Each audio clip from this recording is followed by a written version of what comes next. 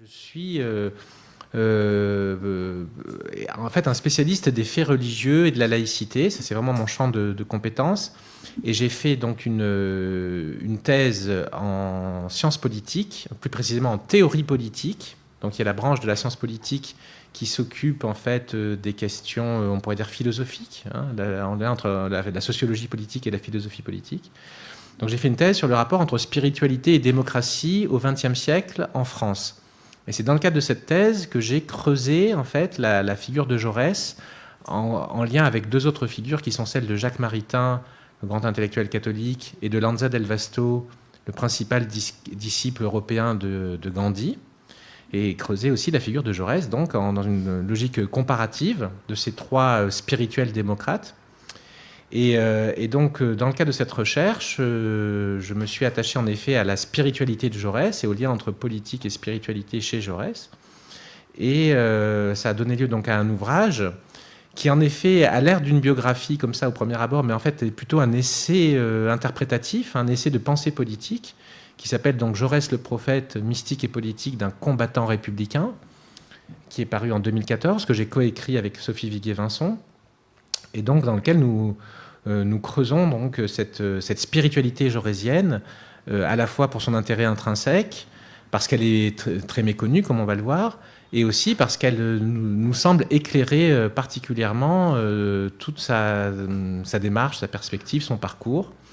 Et donc c'est à partir de là que je vous parlerai ce soir, donc non pas en tant qu'historien, ni même et donc encore moins un spécialiste de la Troisième République ou de l'histoire du socialisme ou de l'histoire du judaïsme, ni même en tant que biographe donc, mais à partir de ce point d'observation bien particulier, ce qui fait en fait que je vais vous proposer donc de replacer la question du rapport de Jaurès au judaïsme et aux juifs dans le cadre plus global de sa pensée sur le religieux, les religions, le socialisme comme religion. Et à partir de là, on pourra donc s'avancer vers la question du judaïsme, des juifs et de l'antisémitisme, bien sûr, puisque vous n'êtes pas sans savoir que Jaurès a donc eu des propos très problématiques de ce point de vue. Et donc on va essayer de les comprendre, d'abord de les présenter et puis de les analyser. Sachant qu'évidemment c'est un sujet très complexe et très difficile, comme vous savez. Je dirais d'abord l'ampleur du parcours de Jaurès, qu'il faut donc replacer pour ne pas commettre d'anachronisme dans le contexte de l'époque. La question bien sûr de l'antisémitisme est elle-même une question très complexe, très sensible à l'évidence. Donc voilà, je vais essayer de traiter ça le mieux possible. Je ne vous cache pas que ça a été difficile pour moi de travailler cet aspect particulier de l'édifice jaurétien, si on peut dire, du continent jaurésien qui est immense. Je dirais là aussi un mot en introduction à ce sujet. L'œuvre de Jaurès n'est pas disponible à l'heure actuelle en termes d'œuvres complètes. On n'a pas les œuvres complètes de Jaurès, qui rempliraient certainement des dizaines et des dizaines de volumes. Il existe une grande démarche éditoriale aux éditions Fayard, qui ont prévu d'éditer encore sur plusieurs années qui viennent 17 volumes, 17 recueils de à peu près 500-600 pages chacun, des articles, écrits divers, livres de Jaurès. Vous voyez, donc c'est quelque chose qui est assez méconnu, sous-estimé. Hein. On n'imagine pas que Jean Jaurès a une telle œuvre. Alors bien sûr, beaucoup d'écrits de circonstances. Hein. C'est avant tout, on va dire, un homme politique, un publiciste, un homme qui s'exprime dans la presse, un journaliste, mais aussi un historien, mais aussi et un philosophe, comme on a commencé à le dire un petit peu en aparté en introduction tout à l'heure. Et donc, voilà, une œuvre très abondante. Donc, il faudrait idéalement relire intégralement, ce que dans les contraintes de temps qui étaient les miennes, je n'ai pas pu faire, pour arriver à aussi percevoir les allusions au judaïsme, les allusions éventuelles ou les propos explicites, et puis plus globalement, je dirais, à ce qu'on pourrait appeler la culture biblique en quelque sorte. Hein. Donc, à mon avis, je vais vous donner un certain nombre de choses que j'ai pu trouver, que j'ai pu connaître ou compiler dans les travaux d'autres spécialistes, bien plus savants que moi. Mais je pense qu'il reste beaucoup à trouver en fait sur la place de la culture biblique dans la pensée et l'œuvre jaurésienne. Alors, donc, dans un premier temps, je vais donc essayer de vous resituer Jaurès lui-même et sa personnalité, sa pensée et son action, à partir du prisme théologico-politique que j'évoquais à l'instant.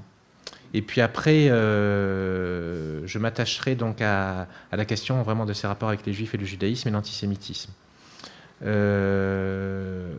donc, je vous dis aussi que en introduction, il faut avoir le plus possible une attention à la chronologie, hein, parce qu'au fond, ce qu'on va percevoir dans l'exposé de ce soir, c'est l'histoire d'une conversion, en quelque sorte. C'est-à-dire comment Jaurès est passé des préjugés antisémites fort répandus quasi généraux à son époque en France, notamment dans son milieu, et je dirais pour deux raisons, à la fois son imprégnation catholique, puisqu'il prévient d'une famille catholique, et aussi dans l'imprégnation des thèses antisémites dans la gauche française de l'époque. Pour ces deux raisons-là, il n'a pas échappé autant qu'on le voudrait à ces préjugés antisémites, mais il a fini par y échapper, notamment au cours de l'affaire Dreyfus, grâce à l'affaire Dreyfus. Et donc, c'est cette histoire-là que je vais vous raconter, avec donc cette question, de fond, quand on rapporte les propos de Jaurès, il faut toujours savoir à quelle période on fait référence. Est-ce que c'est avant, pendant ou après l'affaire Dreyfus, et pour voir justement cette évolution, cette mutation et cette conversion à un universalisme, je dirais, plus conséquent, moins marqué par ce type de préjugés. Alors d'abord, je dirais un profil général de Jaurès. Hein. Pour la plupart d'entre nous, donc cet homme qui est né en 1859 et mort en 1914, ce n'est qu'un nom sur tant d'avenues et de collèges de France, hein, de l'Hexagone. Pour beaucoup, il reste 100 ans après son assassinat, à la veille de la Première Guerre mondiale, l'icône socialiste et républicaine, évidemment, par excellence. Un monument national, en quelque sorte, très consensuel, célébré en 2014, donc centenaire de sa mort tragique, par de nombreuses manifestations qui honoraient sans doute l'un des politiques les plus aimés des Français, avec De Gaulle. Je pense que si on essayait de faire... ça a dû être fait, mais en tout cas une espèce de sondage pour voir quelles sont les grandes figures politiques du XXe siècle, les plus aimées ou les plus connues des Français, je crois qu'on aurait probablement un tiercé Jaurès, De Gaulle et Clémenceau, quelque chose comme ça. Et Jaurès, donc, a cette aura, en fait, cette importance mémorielle jusqu'à aujourd'hui. Pourtant, il était très clivant en son temps, si bien qu'il a été assassiné d'ailleurs. Et donc, ce qui ne l'empêche pas d'avoir été récupéré ces dernières années par toutes sortes de courants, et peut-être par tous, je dirais de l'extrême gauche à l'extrême droite. Souvent sans égard par rapport à ce qu'il était vraiment, bien sûr, à sa véritable pensée, à la cohérence de son parcours, ou aux incohérences parfois de son parcours aussi, quelques-unes en tout cas, et notamment par rapport à la question des Juifs, comme on va le voir. Alors, quelle était cette cohérence ? Jaurès disait « J'ai sur le monde, si cruellement ambigu, une arrière-pensée sans laquelle la vie de l'esprit me semblerait à peine tolérable à la race humaine. » Fin de citation. Donc c'est une phrase tirée de l'Armée nouvelle, son dernier ouvrage, sans doute le plus important, le plus développé, qui date de 1911. Donc une phrase intrigante qui incite à ne pas se contenter du Jaurès convenu des tréteaux électoraux et des préaux des écoles. Hein, vous voyez, cet homme avait une arrière-pensée sur le monde. Mais quelle est cette arrière-pensée ? Alors là, je vous donne une autre citation connue. « Je ne suis pas de ceux que le mot Dieu effraie. J'ai, il y a 20 ans, écrit sur la nature et Dieu et sur leur rapport et sur le sens religieux du monde et de la vie, un livre dont je ne désavoue pas une ligne, qui est resté la substance de ma pensée. J'en ai fait il y a peu une seconde édition et je n'y ai fait aucun changement. Je n'ai pas de ce mot, le mot de Dieu, la superstition ni positive ni négative. J'essaye de chercher avant tout quelle idée on entend lui faire exprimer. » Fin de citation. Donc vous voyez, une phrase prononcée par Jaurès à la Chambre des députés en 1910. Ça c'est très important parce que, donc, en fait, il parle bien sûr de ce livre qui a été écrit il y a 20 ans et dont il vient de faire une seconde édition. C'est sa thèse principale de la réalité du monde sensible. Et vous voyez, il assume donc publiquement, dans son rôle d'homme politique de premier plan en 1910, ses écrits métaphysiques des années 1891, hein, et que souvent les biographes ou les analystes vont un peu prendre de haut, voire négliger en disant ce sont des écrits de jeunesse, ce n'est pas si important, etc. Vous voyez, donc là, non, le vrai Jaurès, pleinement en possession de ses moyens, assume l'importance pour lui de cette question de Dieu, du spirituel, de la métaphysique. Et donc voilà, ce livre, c'est ce que je dis, c'est la réalité du monde sensible, sur lequel je reviendrai tout au cours de mon exposé. Donc une grande thèse de philosophie, publié en 1891, puis réédité en 1902. Un texte exigeant, qu'on trouve en ligne, hein, il est disponible aujourd'hui sur le web, gratuitement, et un texte donc puissant, hein, qui prouve la stabilité, la force des conceptions métaphysiques, et comme on va le voir, des conceptions religieuses de Jaurès, qui sont fièrement affirmées de page en page. On oublie trop souvent que Jaurès est avant tout un philosophe, un vrai philosophe, hein, reçu premier à Normal Sup, où il rivalise avec Bergson. Il est agrégé, docteur de philosophie, et enseigne à l'université avant de se dédier à la vie politique. Donc il a une vraie première carrière de philosophe, et au fond, il restera toujours un philosophe en politique, hein, un intellectuel en politique, un idéaliste en politique. Et donc, vous voyez, capable de rivaliser avec Bergson. Et là, on a mentionné tout à l'heure aussi le nom de Bergson en aparté. Donc, là aussi, il y aurait des choses à creuser sur les relations entre Jaurès et Bergson. Et d'ailleurs, dans sa thèse principale, Jaurès polémique un petit peu avec Bergson. Il discute avec lui. On sent que voilà, il y a une sorte de dialogue et de rivalité intellectuelle entre ces deux figures. Dans son Jaurès, dans sa biographie parue en 2005, l'historien Jean-Pierre Rioux résume la position philosophique de Jaurès. Jaurès s'installe sans contexte aux côtés des grands panthéistes, Platon, Spinoza ou Goethe. Là aussi, Spinoza, on pourrait en parler, on en reparlera peut-être, dans le cadre de ce qui nous occupe ce soir. Sa philosophie serait, donc je reprends la citation de Jean-Pierre Rioux, sa philosophie serait un théisme, voire un panenthéisme, tant le monde chez lui n'est pas séparable du sacré et de Dieu.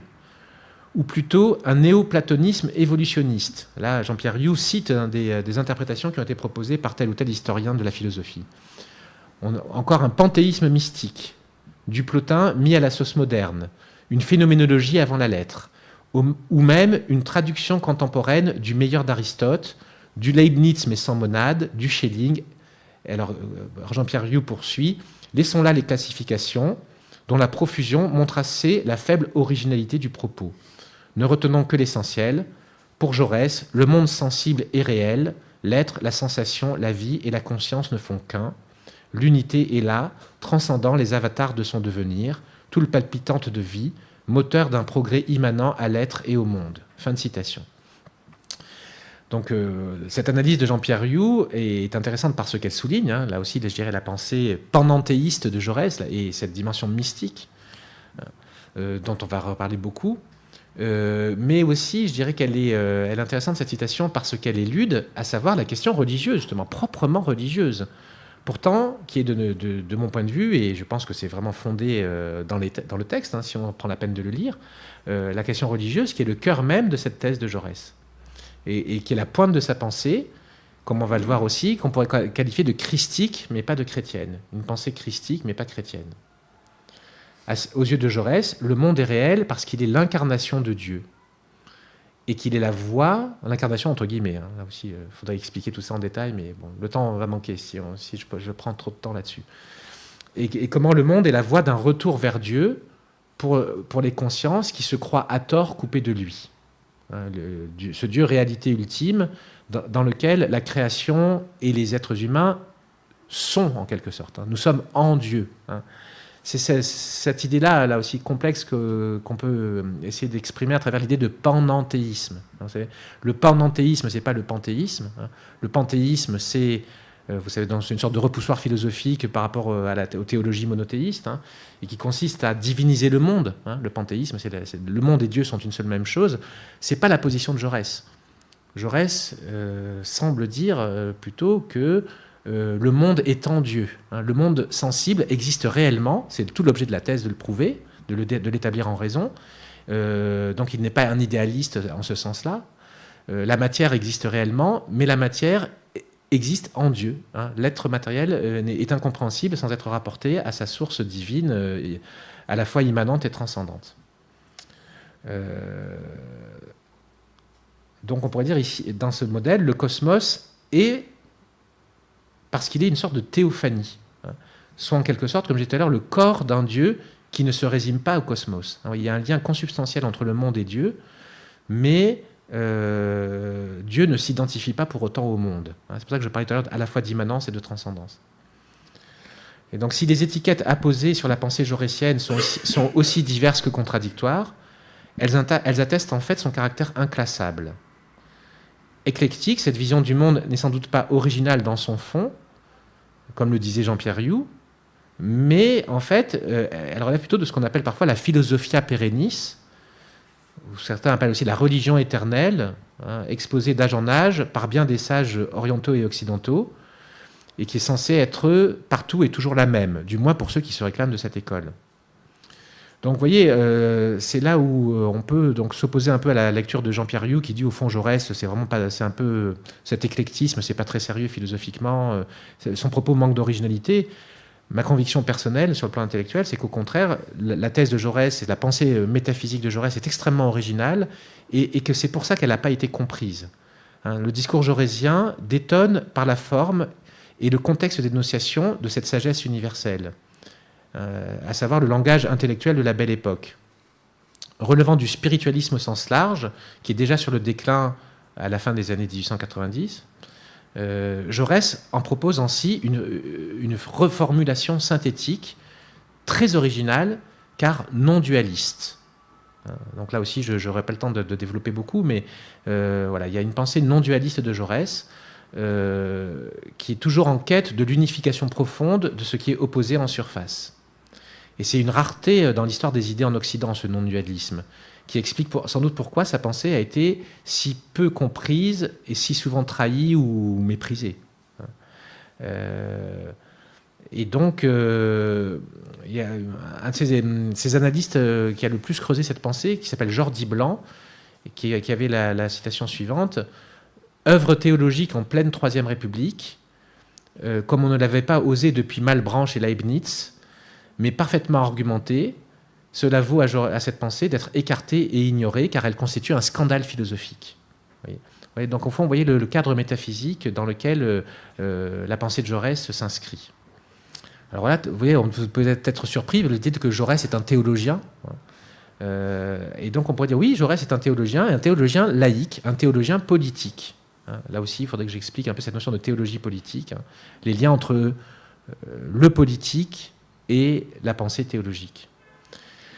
Pourquoi ? Parce que Jaurès fonde sur cette métaphysique osée, originale, sa propre vision du socialisme.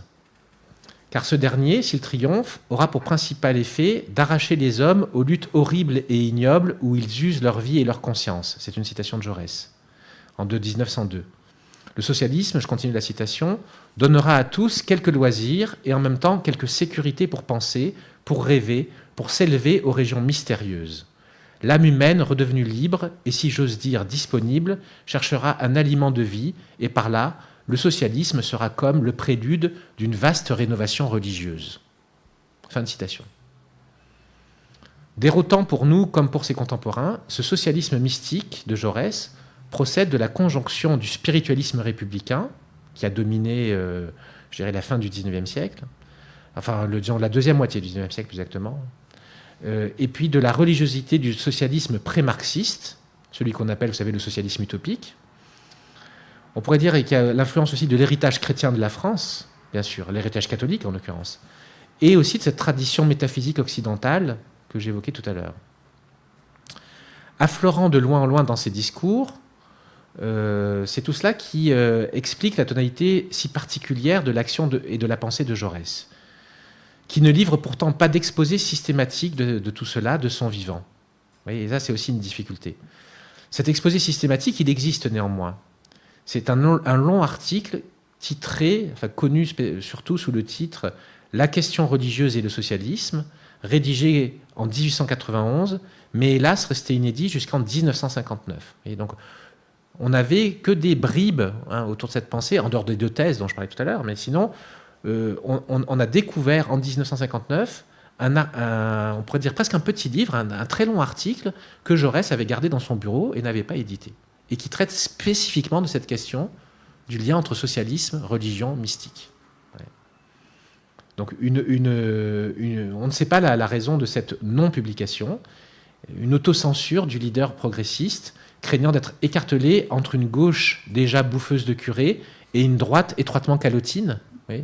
C'est probablement ça. C'est-à-dire que, là aussi, on pourra en reparler tout à l'heure, mais il y a eu certainement cette idée chez lui qu'il ne pouvait pas être compris, que c'était à la fois le fond de sa pensée, mais que c'était trop original et trop transcourant, vous voyez, pour être reçu dans le contexte de la France de l'époque.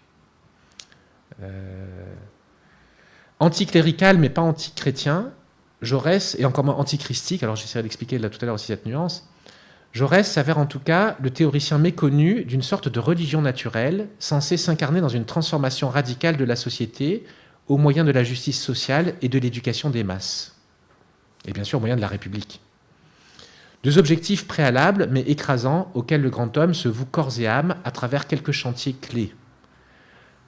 Parmi ces chantiers, on pense tout d'abord à sa lutte aux côtés des mineurs de Carmaux et des verriers d'Albi, en son Tarn natal, ou ses efforts herculéens pour unifier le mouvement ouvrier et les chapelles socialistes au sein d'un seul parti. Là, vous voyez, j'essaie de vous rappeler en quelque sorte des étapes biographiques très importantes de la vie de Jaurès, c'est-à-dire comment du jeune député républicain qu'il était entre 1885 et 1889, il va devenir un leader socialiste en prenant fait et cause pour les ouvriers. En fait, il est le plus jeune député républicain élu en 1885, le plus jeune de France. Et puis, donc à cette époque-là, il est proche de Jules Ferry, donc du courant majoritaire, on va dire, des Républicains.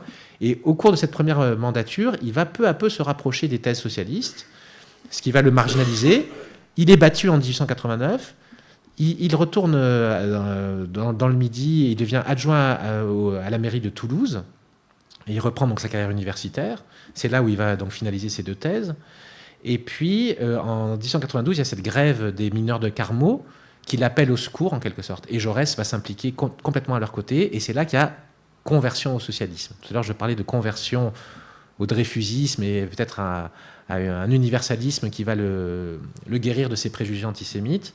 Vous voyez, donc il y a eu plusieurs tournants importants dans la vie de Jaurès, et notamment ce passage au socialisme aussi à partir de 1892. Donc 2e combat très important, bien sûr, l'effort pour unifier le mouvement ouvrier et toutes les chapelles socialistes qui se faisaient des guerres picrocolines, et donc Jaurès va mobiliser son énorme énergie et ses énormes capacités pour unifier tout cela au sein de la SFIO, la section française de l'Internationale ouvrière.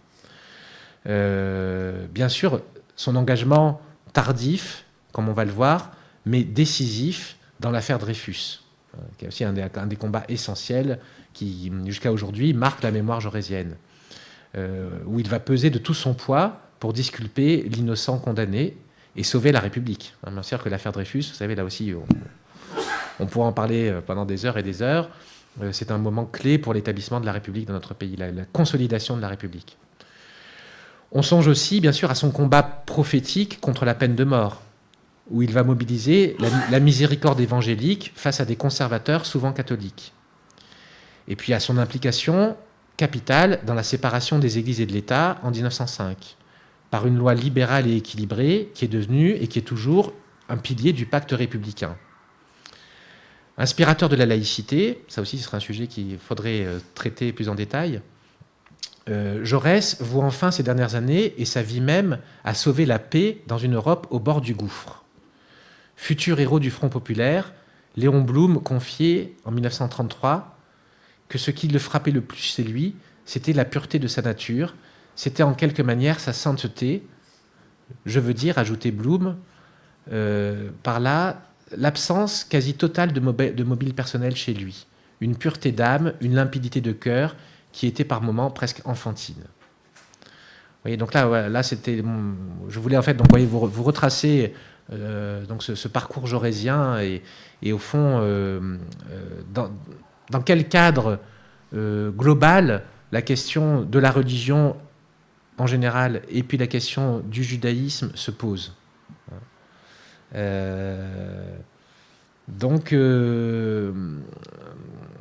là, ce qu'on peut remarquer, une fois qu'on a posé ce cadre, pour en venir plus précisément à notre problématique de ce soir, c'est le lien entre la pensée jaurèsienne et certains systèmes philosophiques, mystiques, certaines pensées de type gnostique ou de pensée ésotérique, des idées qu'on peut retrouver soit dans l'Orient, l'extrême-orient hindou ou bouddhiste, soit aussi dans l'ésotérisme islamique ou juif, hein, et notamment dans la Kabbale, dans certains courants en particulier. Alors ça, c'est une thèse qui est développée dans ce livre-là que j'aurais pu vous amener si, en plus d'exemplaires s'il était encore disponible, mais il est malheureusement épuisé, hein, dans cet ouvrage dont je vous parlais tout à l'heure, que j'ai consacré au sujet. Et où donc ça peut vous surprendre en fait cette idée de rapprocher Jaurès de ces écoles spirituelles orientales ou comme je dis de la Kabbale, puisque là on est plus proche de notre sujet de ce soir.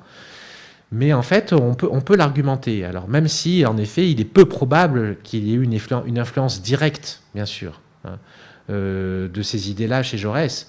Moi je pense plutôt que il y a eu une influence chez lui de certaines écoles antiques ou médiévales occidentales, du néoplatonisme d'un Plotin à la mystique spéculative d'un pseudo-Denis l'Aréopagite et de ses héritiers, peut-être même de la mystique rhénane, en passant par telle ou telle forme de gnosticisme. Oui. Et c'est tout ce courant-là qui était lui-même pas si éloigné de certains courants orientaux, du côté de la Kabbale juive ou du soufisme. Hein. Pensez notamment à l'Espagne médiévale. Hein. On a, parmi tous les gens qui s'intéressent à la mystique, et les penseurs, les philosophes, des communications, des circulations intellectuelles qui font qu'il y a donc des idées dans la métaphysique de Jaurès qui peuvent ressembler à ces idées, par exemple, kabbalistiques, qui ne viennent probablement pas de la Kabbale en direct, mais plutôt de cet ésotérisme occidental, si on peut dire, que j'évoquais là rapidement. Il faut quand même savoir que Jaurès avait une culture encyclopédique. Hein. Jaurès est un génie, en fait. Jaurès est un surdoué, un homme qui lit un texte, il le connaît par cœur. Vous voyez, une mémoire phénoménale, une capacité de travail tout à fait hors du commun. Donc, bon, moi, je ne connais pas toutes ces lectures, bien sûr. Hein. Peut-être certains spécialistes sauraient nous dire ça.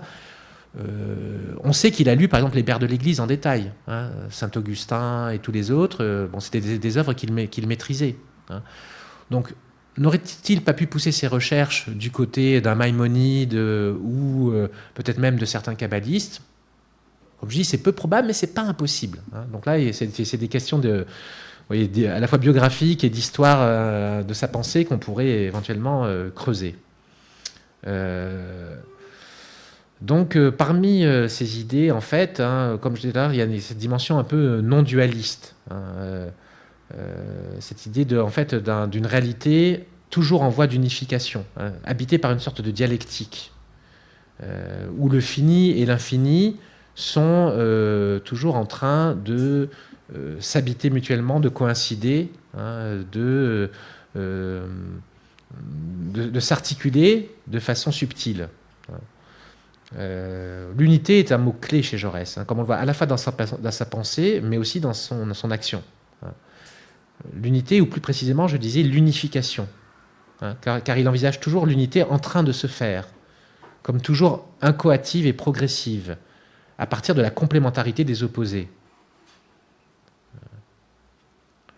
La geste de l'être revient donc pour lui, pour Jaurès, à sa nécessaire dissémination dans le monde. Hein, comme si l'être, vous voyez, avec un grand E, était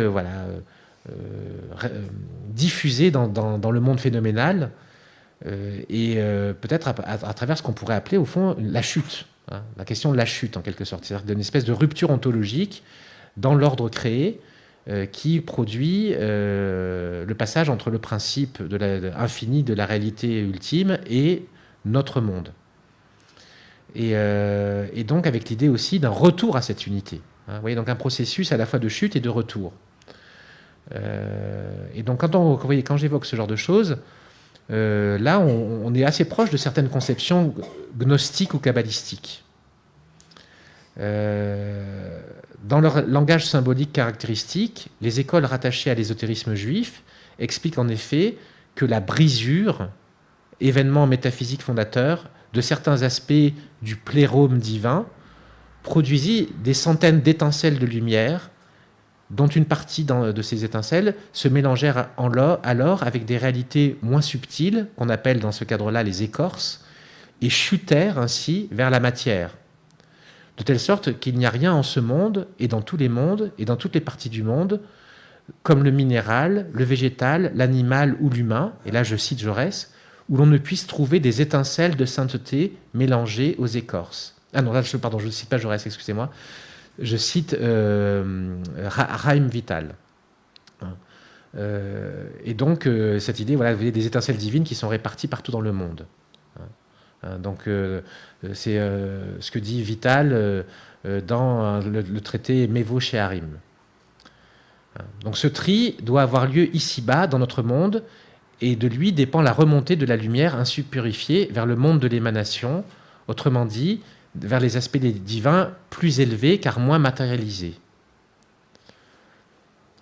En un mot, dans son effort pour comprendre et expliquer l'alliance du fini et de l'infini, du matériel et du spirituel, du mondain et du divin, Jaurès semble retrouver des schémas interprétatifs déjà mis en œuvre par les métaphysiques et les théologies de divers courants philosophiques, mais aussi mystiques et ésotériques antérieurs.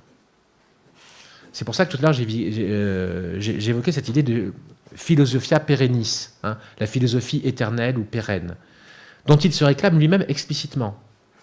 C'est-à-dire que quand là aussi je rapproche Jaurès de ça, c'est pas une invention de ma part, même si c'est un peu étonnant, mais vous le retrouverez dans le texte de la réalité du monde sensible. Donc c'est tout à fait frappant.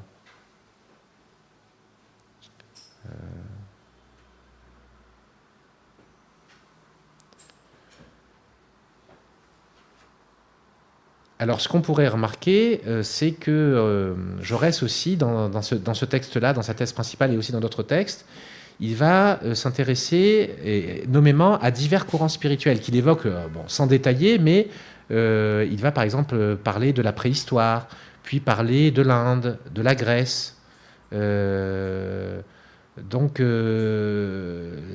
des Celtes, vous voyez, des Gaulois. Et en général, il passe ensuite directement au christianisme. Il y a un passage là aussi que j'avais prévu de vous lire, mais qui serait peut-être un peu long, qui justement est assez frappant, puisqu'on voit comme ça cette ouverture d'esprit jaurésienne. Mais pourquoi j'insiste maintenant sur ce texte, c'est qu'il ne cite pas le tournant que constitue le monothéisme biblique. Moi, ça m'a un petit peu étonné, là aussi en préparant cette conférence, de voir comment cette perspective universelle ou universaliste à l'égard des différentes traditions de l'humanité, avec sans doute un certain évolutionnisme, où on part des primitifs, terme que Jaurès peut employer là sans mépris du tout, et on va jusqu'au christianisme, et après Jaurès va beaucoup insister sur la figure de Jésus. Et donc là, à mon avis, il y a quand même peut-être une lacune de sa part, et une méconnaissance aussi, je dirais, de la spécificité de l'apport biblique pré-chrétien, de l'apport spécifiquement monothéiste juif, et qui, pour moi, témoigne en quelque sorte là aussi d'un manque, d'un vide propre aux élites culturelles françaises de ce temps-là, qui en fait ne sont pas capables de penser le judaïsme, ou plus exactement l'apport biblique, en dehors du christianisme. Ces gens sont bien sûr pétris de culture biblique, mais la culture biblique pour eux est une culture catholique. Donc c'est au prisme catholique qu'on envisage la culture biblique. Et donc, au fond, on ne va pas distinguer le Premier Testament du Deuxième, en quelque sorte. On relie le Premier Testament implicitement à la lumière des évangiles. Et ce qui fait que la spécificité chronologique et historique et théologique, religieuse du judaïsme n'est pas perçue en tant que telle. Donc là, il y a certainement, je dirais, une sorte de manque et de méconnaissance de la part de Jaurès de cette spécificité.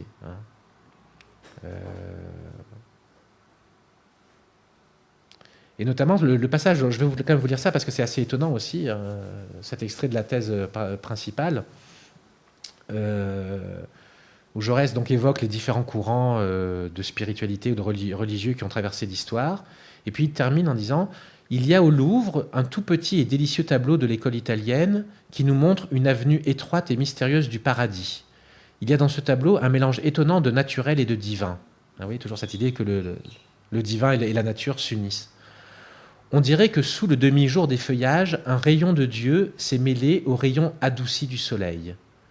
Pourquoi de même, dans l'univers immense, ne verrions-nous pas, peu à peu, toutes les puissances de l'homme étant réconciliées avec elles-mêmes, la lumière vraie mais brutale du soleil, accueillir dans ses rayons la lumière de l'esprit ami et fraternel. Il ne faut pas que le monde des sens fasse obstacle aux clartés de l'esprit.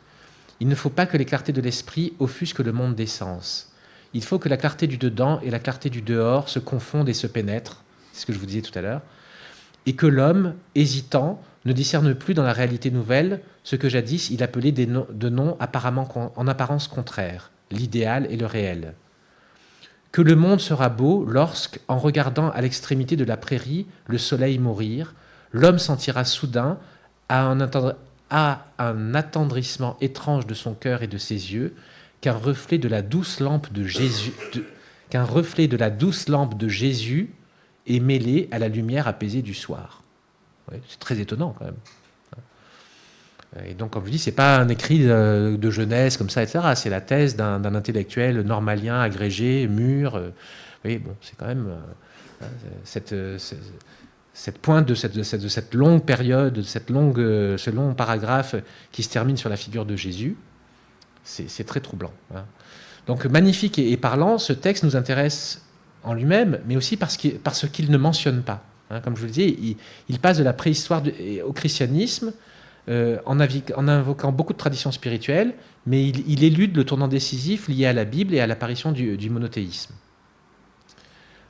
Et donc là, on peut être un peu, au fond, faire l'hypothèse, je crois assez solide, hein, que Jaurès en fait connaît très mal le judaïsme, et surtout comme religion vécue, comme culture, comme spiritualité.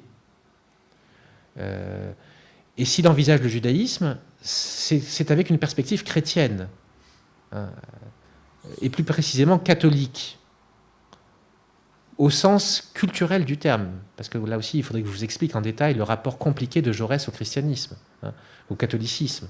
Toujours est-il que ce qui est évident, c'est que Jaurès est un homme de culture catholique, au sens fort du terme, et que c'est avec cette culture-là qu'il regarde, ou plutôt ne regarde pas le judaïsme, hein, qu'il ne peut pas l'envisager en tant que tel. Hein. Et ce qui est, je dirais, je pense, un cas quasi général à l'époque, que ce soit parmi les intellectuels ou encore plus parmi les autres, hein, en France. Donc c'est cette perspective catholique qui aplatit et qui au fond ignore totalement le fait juif et ses spécificités, tant dans sa longue histoire que dans son présent au XIXe siècle ou au début du XXe siècle.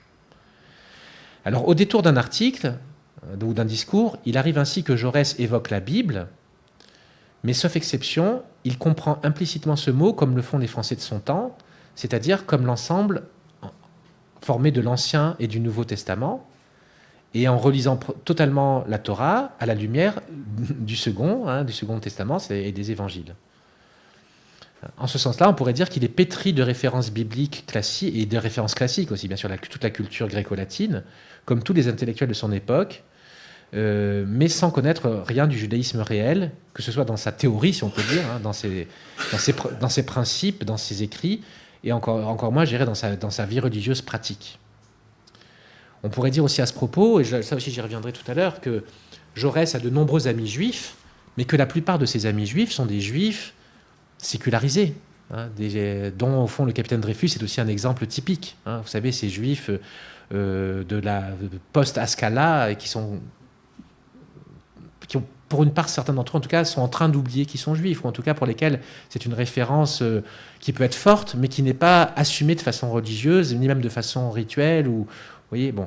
Et donc Jaurès fréquente des juifs, mais je pense des juifs il faudrait vérifier là aussi, mais qui ne lui parlent pas du judaïsme, des traditions juives. C'est des choses qui, à mon avis, il n'a pas pu connaître.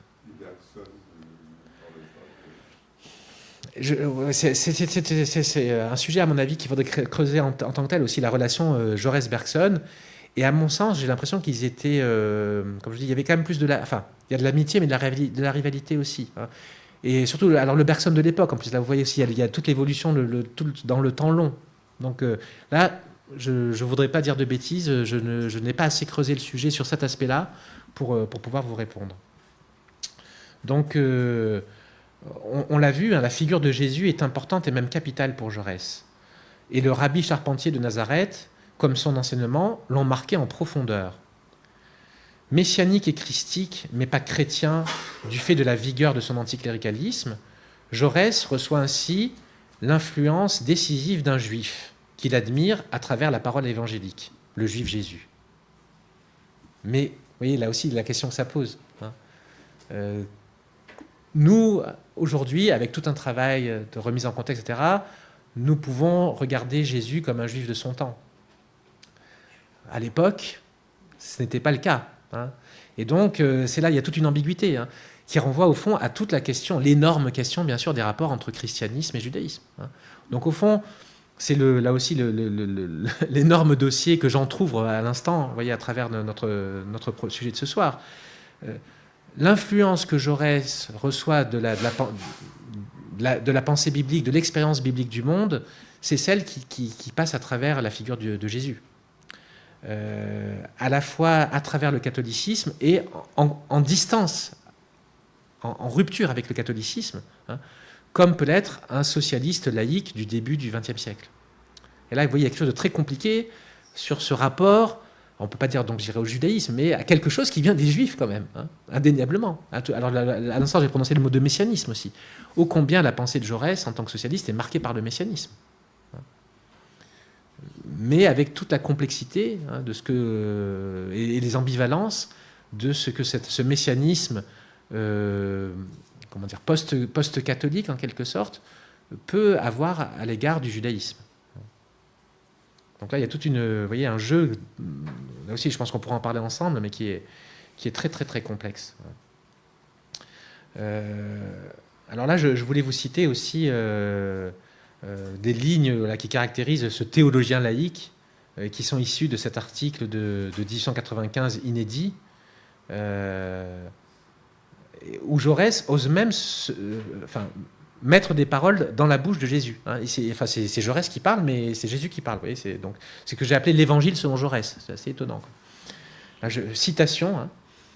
À cette Judée vaincue et souffrante, le Christ est venu dire: ce qui n'était jusqu'ici qu'espérance est maintenant un fait accompli. C'est une réalité. Mais à une condition, c'est que les fils d'Abraham, au lieu de rêver la résurrection de leur puissance temporelle, comprendront que leur véritable puissance et leur véritable salut, c'est l'union de cœur avec le Père céleste. Le Christ, par la substitution des réalités spirituelles aux espérances temporelles, était en effet une puissance. N'attendez plus, n'espérez plus, ne désirez plus. Là, c'est Jaurès qui fait parler Jésus, vous voyez. Si étrange que cela vous paraisse, le relèvement d'Israël est un fait accompli. L'espérance mystérieuse est devenue réalité, et elle s'est réalisée par moi. Hein, donc Jésus, Jaurès qui parle. Moi, le premier, j'ai compris pleinement la véritable pensée du Père Céleste et ses desseins cachés sur vous. Là, donc Jaurès ferme les guillemets, et donc c'est de nouveau Jaurès qui parle en tant que lui-même. Mais pour substituer ainsi le royaume spirituel au royaume temporel, il ne suffit pas de comprendre dans leur vrai sens les promesses jusqu'ici incomprises que Dieu avait faites à son peuple. Il faut être parfait comme le Père Céleste est parfait, c'est-à-dire qu'il faut l'aimer et aimer tous les hommes en lui. Dès lors, la perfection intérieure, la douceur, la patience, la chasteté, la miséricorde, l'amour du prochain étaient pour les hommes renouvelés la condition même de la puissance. Leur puissance, c'était d'être unis à Dieu, et ils ne peuvent être unis à Dieu que par la sainteté. Dès lors, la sainteté est puissance, et le Christ, parce qu'il avait conscience de sa sainteté et de son union au Père Céleste, était une puissance et parlait comme ayant puissance. En lui et par lui, l'humanité se débarrassait enfin de ses espérances vaines, de ses rêves misérables de grandeur extérieure et temporelle, qui, toujours trompés, étaient comme une mort perpétuelle. En lui et par lui, l'humanité entrait enfin en possession de la vie, puisqu'elle entrait en possession du principe même de la vie, la perfection. voyez ce texte tout à fait étonnant. Et comme ça, il y en a des pages et des pages. On est très surpris de lire ça sous la plume de Jaurès. Vous voyez. Et alors là, on pourrait dire aussi, bon, là, il y aurait beaucoup de commentaires de ce genre de passage à faire. Hein. Notamment, on pourrait dire, vous voyez, à la fois toute la théologie de l'accomplissement, très classique, qui est à l'œuvre. Hein. Donc c'est là où on voit qu'à quel point Jaurès est imbibé par la pensée chrétienne et catholique.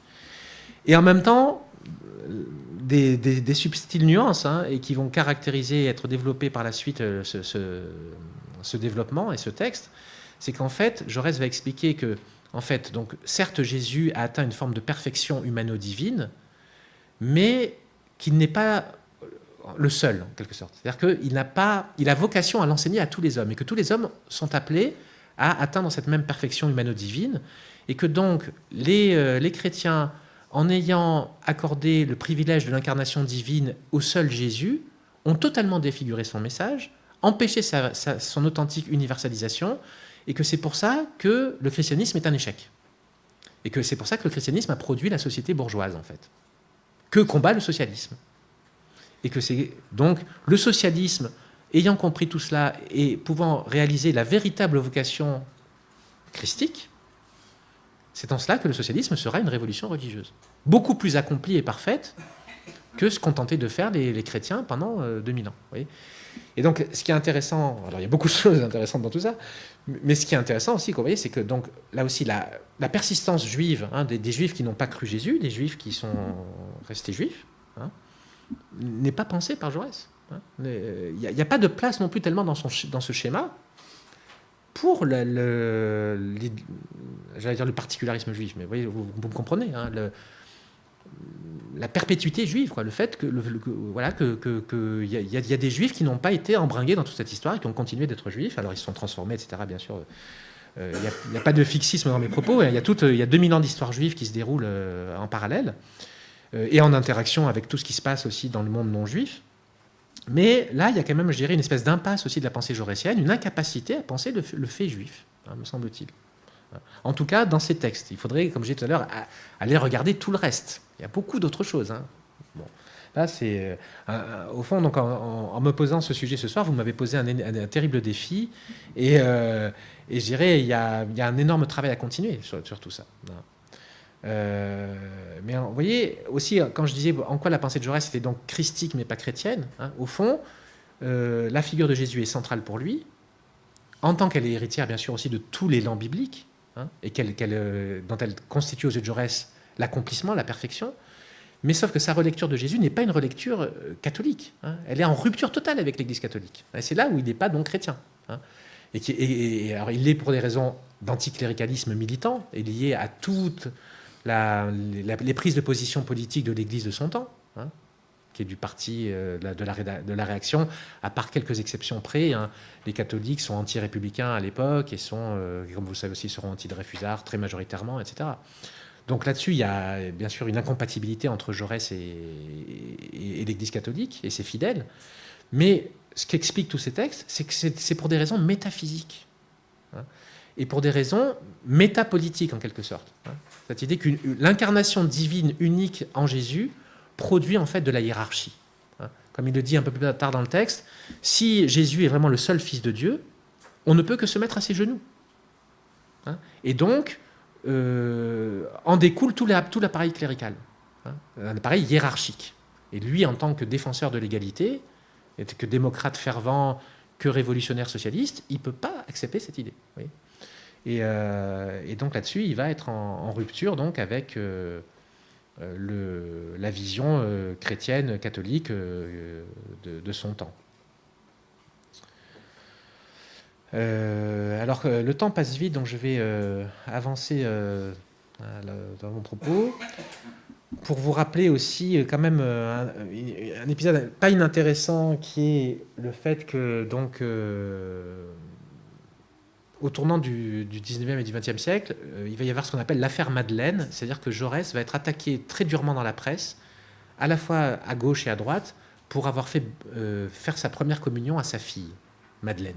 C'est pour ça qu'on appelle ça l'affaire Madeleine, c'est que la petite Madeleine Jaurès a fait sa première communion, et que donc, tant les anticléricaux plus virulents que Jaurès que la droite cléricale se moquent de cet homme totalement incohérent, qui combat donc l'Église catholique de façon très vigoureuse, et qui par ailleurs va donc faire procéder au rituel catholique pour sa propre famille. Oui. Et donc, dans le cadre donc de cette affaire, j'avais retrouvé juste une citation que j'avais trouvé intéressante. Donc là, on est en 1900. Jaurès parle de l'Église en disant l'Église a dès longtemps préparé son action. Elle a inoculé à Paris le virus antisémite, sachant bien qu'après le juif, c'est le franc-maçon, le libre penseur qui serait odieux. Elle a été servie dans cette diabolique campagne par l'or accumulé au coffre-fort des moines. Là, je voulais juste vous citer cette phrase, d'abord parce qu'elle montre aussi à quel point donc, la virulence de la critique jaurésienne anticléricale, hein, il n'y va pas de main morte, hein, c'est quand même très dur et presque parfois un peu ridicule aussi. Hein, vous voyez, la thématique de la richesse catholique, de l'appareil ecclésial, bon, on pourrait trouver à redire là-dessus. Mais ce qui m'intéressait dans cette phrase, c'était bien sûr le fait aussi qu'on voit Jaurès en train de dénoncer l'antisémitisme catholique. Vous voyez ? Donc là, on est en plein milieu de l'affaire Dreyfus, hein, et donc c'est intéressant de voir comment lui-même, à la fois, il associe le juif au franc-maçon, au libre-penseur, comme étant des victimes de ce type de pensée réactionnaire propre à la droite et à l'extrême droite de son époque. Et donc, voilà, bien que Jaurès donc, se tape dur contre l'Église, il va néanmoins, dans sa propre famille, hein, vous voyez, faire suivre des rituels catholiques. Alors, juste pour l'anecdote, il a produit un article fameux lors de l'affaire Madeleine, où il a donc expliqué aux militants que c'était la faute de sa femme, en fait. Hein, que c'était, bien sûr, c'est très facile, en disant « Mes chers camarades, vous faites tous comme moi, c'est pas moi, c'est elle. Hein. Vous êtes des libres penseurs, mais vous envoyez toutes vos femmes et vos filles chez les curés pour qu'elles soient vertueuses. Hein. C'est très bien. Voilà. Et là, il y aurait beaucoup à dire. Je crois que toutes les religions sont peut-être concernées par ce type de mécanisme. Hein. Les femmes et la religion, c'est un sujet en soi. Les femmes, les hommes, la religion. Et donc là, Jaurès dit, en fait, voilà, c'est ma femme qui est cléricale, c'est pas moi. Hein. Mais j'ai fait cette concession pour l'équilibre de mon foyer. Et on sait par ailleurs, hein, parce qu'il y a donc par d'autres témoignages familiaux, qu'il y aurait eu une terrible engueulade ce soir-là chez les Jaurès, parce que Madame Jaurès avait dit « Mais tu racontes n'importe quoi, on était d'accord, on était bien d'accord pour faire ça, tu me fais porter le chapeau. » hein. Donc c'est assez intéressant, et donc ça montre bien aussi que Jaurès n'était pas justement à la maison le libre penseur qu'il disait. Lui-même avait un rapport certainement très complexe au christianisme, hein, et à la foi. Hein. Alors j'en viens maintenant bien sûr à la question aussi très importante de l'affaire Dreyfus en tant que telle, que j'ai déjà mentionnée. Hein. L'affaire par excellence, hein, pour laquelle Jaurès va bientôt mener un de ses plus importants combats pour défendre les droits fondamentaux d'un seul homme, hein, et non plus cette fois de collectif. Hein, bien sûr, c'est l'honneur d'Alfred Dreyfus.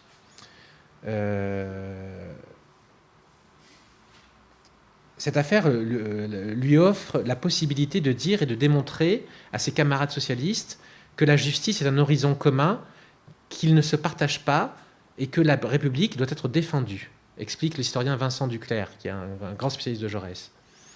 Donc, vous voyez, à travers l'affaire Dreyfus, on a un élargissement du terrain d'action jaurésien et socialiste au-delà de la stricte lutte des classes et du combat social. Jaurès aspire à ce que le socialisme rejoigne les grandes philosophies de la justice et de la liberté, qu'il ouvre vraiment sur l'humanité, qu'il s'arrache à son marxisme dogmatique et à son romantisme révolutionnaire qui définissent la majorité des socialistes français rassemblés à l'époque autour de Jules Guesde ou d'un Édouard Vaillant. Donc là, c'est une citation de Vincent Duclerc. Donc vous voyez, une fois encore, l'idéal politique et métaphysique de Jaurès vont devoir s'incarner dans le monde à travers son combat le plus militant, hein, combat politique, combat sur le terrain et bien sûr combat dans la presse, à travers notamment de très nombreux articles, de très nombreuses conférences. Et bien sûr, ces articles seront réunis, vous savez, dans un ouvrage qui s'appelle L'épreuve, hein, où Jaurès donc va détailler de façon tout à fait convaincante, avec un travail presque d'enquête journalistique, au sens, vous voyez, journaliste d'enquête, hein, prouver hein, la fausseté des dossiers, des pièces qui avaient été montées contre Dreyfus. Là où les choses sont complexes, c'est que donc Jaurès n'a pas été un Dreyfusard de la première heure. En 1894, il ne doute même pas de la culpabilité du capitaine juif. Il constate seulement, sur fond de débat parlementaire, que tous les soldats ne sont pas traités à la même enseigne que l'officier Dreyfus, et que lui a pu échapper à la peine de mort grâce à ses origines bourgeoises. Donc, vous voyez, donc là, on est en 1894, au tout début de l'affaire. Jaurès n'est pas Dreyfusard, hein, et même, au fond, comme beaucoup de socialistes, la très grande majorité des socialistes, il est au mieux circonspect face à l'affaire, au pire, il se dit c'est une guerre civile entre bourgeois, ça ne nous concerne pas. Nous défendons les intérêts de la classe ouvrière. Le capitaine Dreyfus, c'est pas un enjeu pour nous. Et même, donc, vous voyez, il y a cette idée, au fond, que si Dreyfus avait été un simple soldat, il aurait été fusillé. Donc il n'a pas été fusillé parce qu'il est un officier et parce qu'il est juif. Et c'est là où il y a cette idée quand même, là où je parlais tout à l'heure des préjugés anti-juifs de Jaurès, là on en voit l'apparition. Il dépasse donc une grille de lecture simplement anti-bourgeoise en écrivant dans la Dépêche, donc l'un des journaux dans lesquels il écrit très régulièrement, le 24 décembre 1894, citation, « On a surpris un prodigieux déploiement de la puissance juive pour sauver l'un des siens. Dreyfus livrait des documents secrets pour de l'argent, voilà tout. » Vous voyez, bon, voilà. Ça résume bien, là, on est complètement dans les stéréotypes bien connus, classiques en la matière. Même si, là aussi, tout à l'heure, j'appelais votre attention sur le fait de ne pas commettre d'anachronisme. Hein. Ces propos, et vous verrez, il y en a des bien pires, je vous les lirai tout à l'heure, sont difficiles à lire pour nous aujourd'hui et même insupportables. Mais dans leur temps, c'était assez anodin. Hein. Anodin au sens que, en tout cas celui-là, hein, quand il dit voilà, ce déploiement de la puissance juive pour sauver Dreyfus, dans la culture globalement très judéophobe de l'époque, ces propos choquants sont assez banaux en fait. Bon. Et bien sûr, ça cadre très peu avec l'idée du Jaurès humaniste et du Jaurès génial que je vous disais tout à l'heure. Hein. C'est vrai qu'on aurait voulu que l'anti-Dreyfusard républicain ne prête pas le flanc à ce type de paroles. Hein. C'est décevant, en quelque sorte, pour un homme si visionnaire, d'une si haute stature.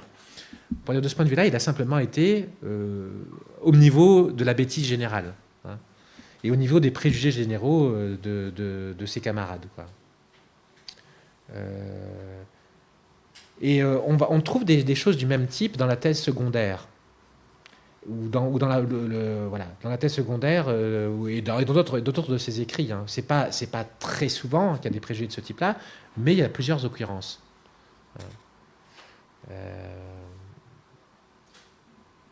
Donc on pourrait dire des concessions à ce que le social-démocrate allemand Auguste Bebel, qui est mort en 1913, appelait le socialisme des imbéciles, hein, l'antisémitisme comme socialisme des imbéciles. Donc dans la thèse secondaire, écrite en latin, 7 ans avant les... enfin non, c'est pas 7 ans, c'est 3 ans avant les propos que je viens de vous lire. Il faut que je corrige, je fais une faute de frappe.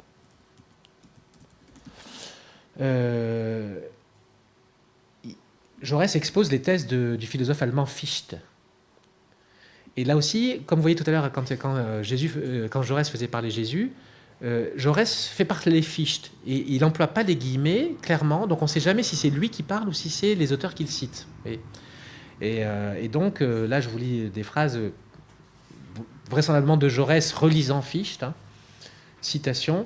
« Qu'est-ce encore que ces juifs étroitement alliés entre eux, qui sont séparés des autres hommes comme d'ennemis, et qui s'en écartent comme d'ennemis, et qui s'en écartent effectivement par le sang, la religion, la profession lucrative, et par une haine commune du reste de l'humanité, qui accapare toutes les affaires, toutes les richesses, qui courbe tous les hommes libres sous le joug de l'argent. Qu'est-ce donc que cette juiverie, si ce n'est un dangereux État dans l'État ?» Ouais, bon, quand même... C'est violent. Donc ça, 1891. C'est très violent. Hein. Je me suis interrogé sur le mot juiverie en disant, est-ce que c'est de Jaurès ou est-ce que c'est du traducteur? Puisque comme je dis, la thèse est publiée en latin. Il semble que ce soit du traducteur. Le problème, c'est qu'il emploie le terme par ailleurs. Là aussi, pas souvent, dans ce que j'ai pu trouver, mais il emploie. On retrouve le mot juiverie une ou deux fois sous sa plume.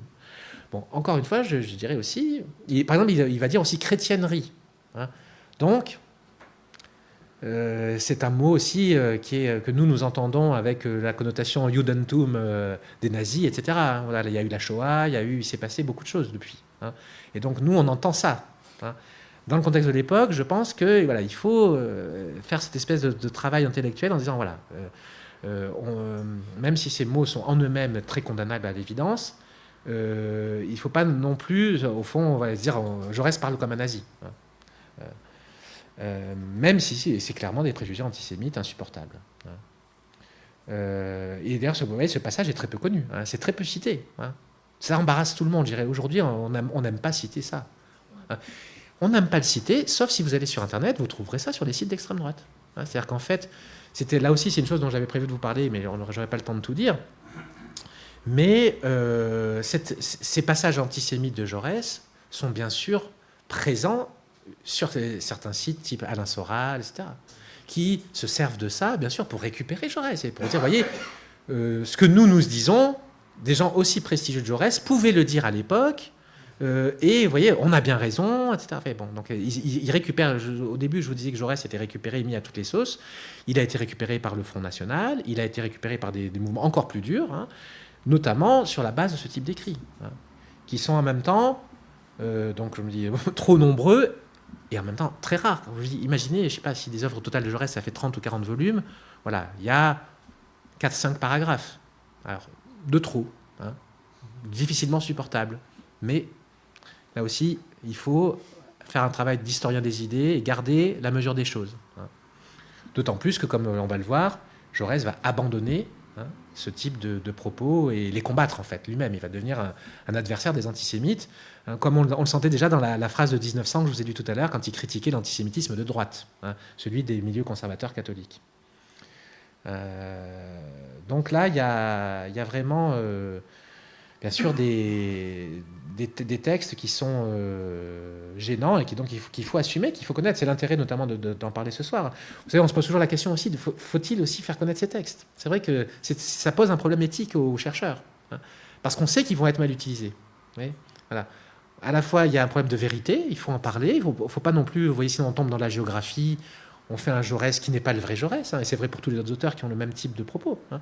Donc, là, on est vraiment face à des questions à la fois interprétatives et puis déontologiques et politiques d'aujourd'hui en tant que citoyen, hein, sur comment parler de ces choses. Hein. C'est pour ça que je vous disais tout à l'heure que c'était épineux et que ça m'avait posé plein de questions à moi-même avant de vous parler ce soir, en me disant, mais bon, là, en plus, on est dans un cadre limité et protecteur, mais je veux dire, quand, voyez, si vous publiez ça dans un article, bon, vous savez que voilà, certains le prendront au premier degré, certains s'en serviront à des fins négatives, quoi.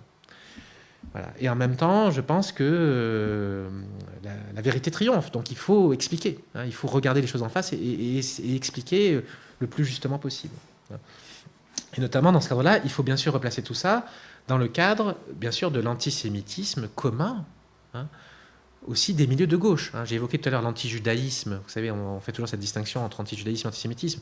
L'antijudaïsme catholique, multiséculaire, qui existe encore donc, dans les milieux de droite de l'époque, qui a commencé à muter en antisémitisme au sens propre, parce qu'il y a déjà le racisme qui est là. Il y a déjà eu Gobineau, il y a déjà eu ce genre de propos, vous savez, qui ont commencé à transformer les choses dans une logique racialiste. Hein. Donc vous avez un antisémitisme, un antijudaïsme catholique pour des raisons religieuses, vous avez déjà l'antisémitisme racialiste qui commence à se mettre en place, et vous avez l'antisémitisme de gauche. Celui donc de quasiment tous les auteurs socialistes de ces époques-là. Hein. Et là aussi, c'est des sujets qui sont... bon, on n'aime pas trop aller regarder ça, mais on a des propos chez Georges Sand, chez Pierre Leroux, chez Fourier, chez Proudhon, chez Marx aussi. Hein, des choses qui sont voilà, le préjugé du juif capitaliste, hein, le stéréotype du juif homme d'argent, mercati, vous voyez, négociant sans scrupules. Voilà, toute cette rhétorique-là est présente et plus ou moins visible dans la gauche du XIXe siècle. Et c'est là où, comme je dis, bon, c'est pas une excuse en quelque sorte pour Jaurès. Hein. Lui, voilà, moi j'ai tellement d'admiration pour ce grand homme. J'aurais aimé qu'il ne se laisse pas prendre à ça, hein, qu'il soit capable, euh, depuis le début, d'avoir des anticorps intellectuels face à ce genre de bêtises. Bon, il les a eus, mais un peu tardivement, hein, pas aussi vite qu'on aurait voulu. Voyez. Néanmoins, là aussi, si on essaye d'être objectif, on peut se dire que c'était des préjugés voilà, tellement répandus qui étaient voilà, une espèce de doxa, une doxa commune. Quoi. Alors là aussi, je le dis juste en passant parce que c'est un sujet très épineux, ça pose la question aussi par rapport à ce qui se passe à l'heure actuelle à gauche, hein, et à l'extrême gauche. Hein. Comme vous savez, j'ouvre juste, voilà, je fais un astérisque avec la question du nouvel antisémitisme. Hein, voilà, bon. Il y aurait vraiment des choses à creuser de fond, hein, autour de ces thématiques.